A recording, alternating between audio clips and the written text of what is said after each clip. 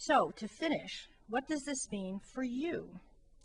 It means that if you're involved in water efficient technology and water efficient use, you will rule the day.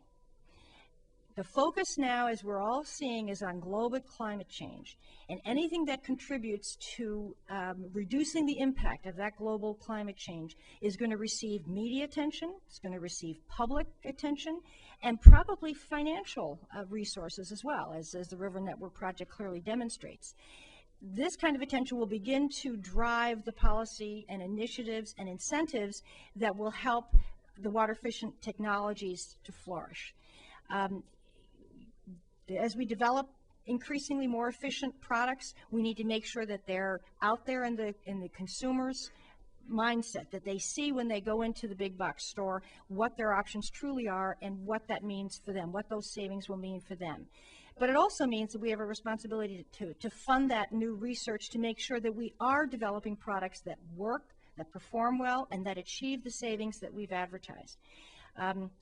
Yes, EPA modeled the WaterSense program after Energy Star, but I would submit that the WaterSense program is better than Energy Star because the WaterSense program tests the products.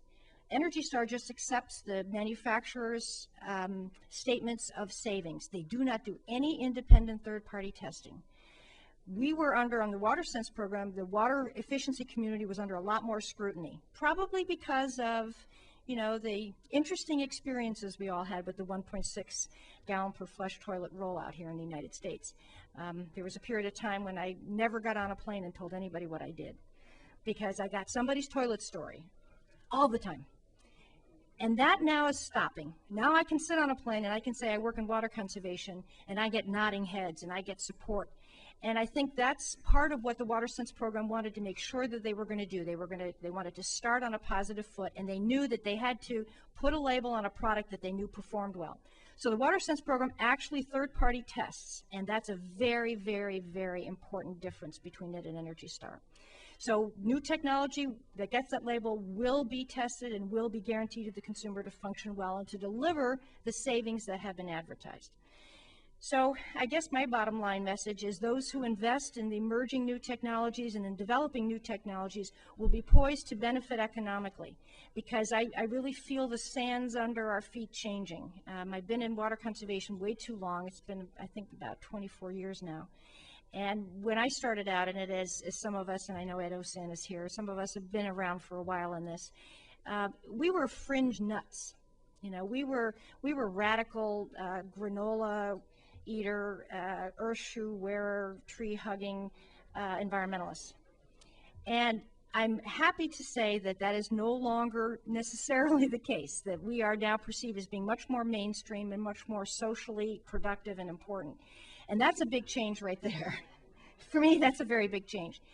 But when I look at these ads now where all of a sudden, a color of a washing machine will make it fly out the door, and everybody wants to be green as well as have that red washer or that green washer or whatever color it is.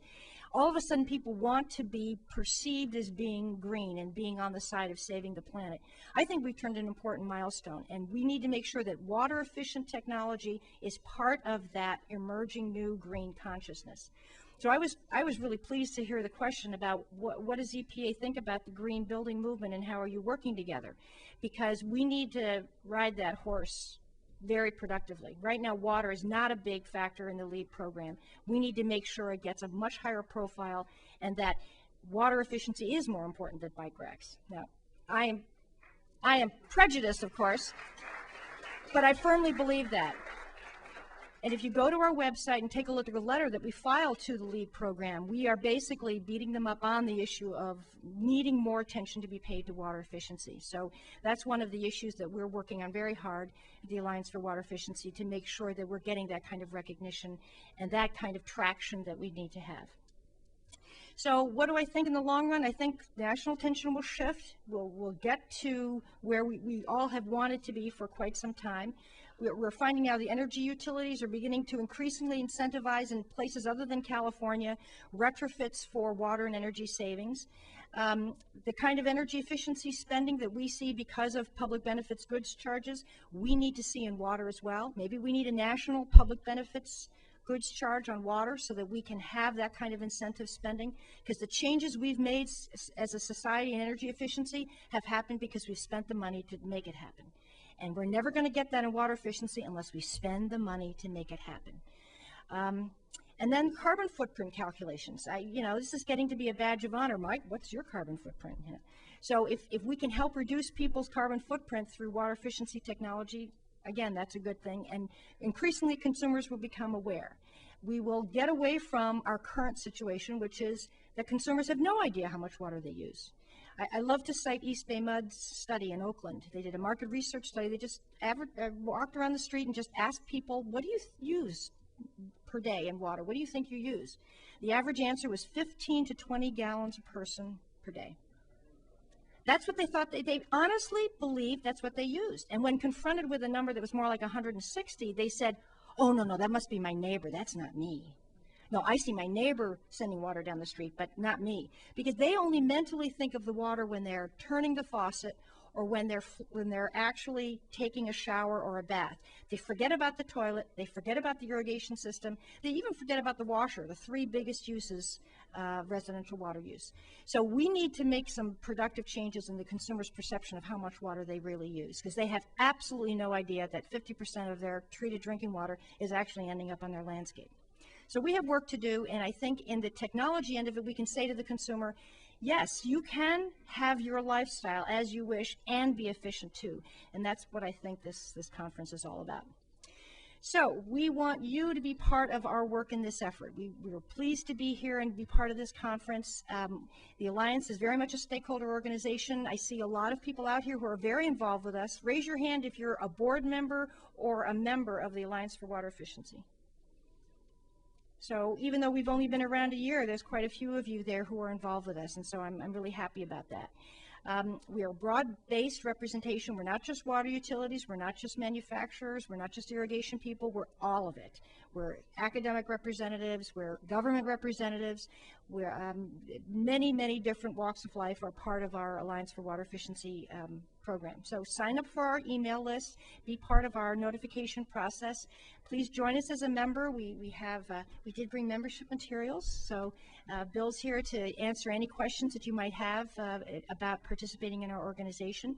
But most importantly, we'd like to hear from you about your research needs, about your program activities.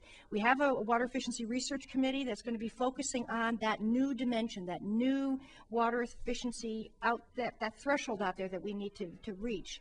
And we need to know from you what kinds of things do we need to study, where do we need to go get money and take a look at. We're talking about putting together a research partnership among all the plumbing organizations to take a look at some of those issues that are of concern, issues like drain line carry.